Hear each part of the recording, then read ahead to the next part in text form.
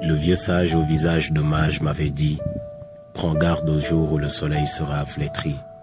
Quand les oiseaux aux oreilles de la terre chanteront de tristes requiem, quand la beauté ne sera plus qu'une image d'elle-même, quand ce qui apaise l'âme dans nos forêts ne sera qu'un mirage, quand les petites merveilles auront l'amertume d'un mauvais présage, alors la nature cessera de nous rendre hommage.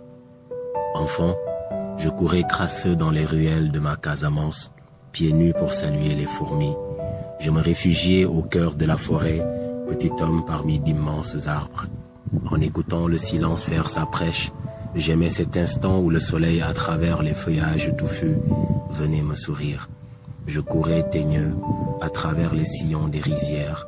Je baignais mon corps agité dans les délices du lac où les circoncis se purifiaient l'âme pour entrer à la case des hommes.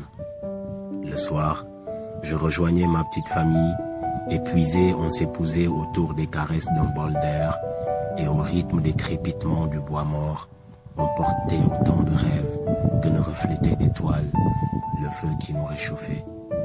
La lune, quand elle sortait, se trémoussait comme une perle de pluie sur mon front rêveur.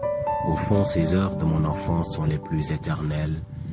Elles datent de quand je pouvais me baigner dans une étendue d'eau de sel. Aujourd'hui, le lac n'est qu'une relique asséchée, une réplique du désert. Le soleil est en colère, la lune se cache pour pleurer et la forêt se rétracte. Il ne pleut plus chez moi, il pleure. Les terres ont soif, les hommes sont de tristes argiles imperméables au bonheur. Les greniers sont de maigres vaches et le bétail est une mauvaise récolte. La terre pleure pour que le ciel essuie ses larmes. Dans les nids, les chants se taisent, on est puni de nos propres méchancetés. La somme des risques met nos champs en jachère, et les hommes ne sont riches que du sang dans leurs artères.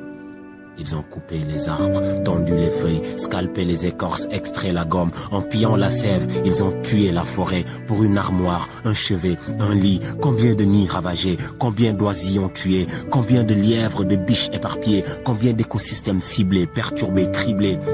Les fleurs forment des rangées monotones. Désormais, l'hivernage n'arrose pas plus que l'automne.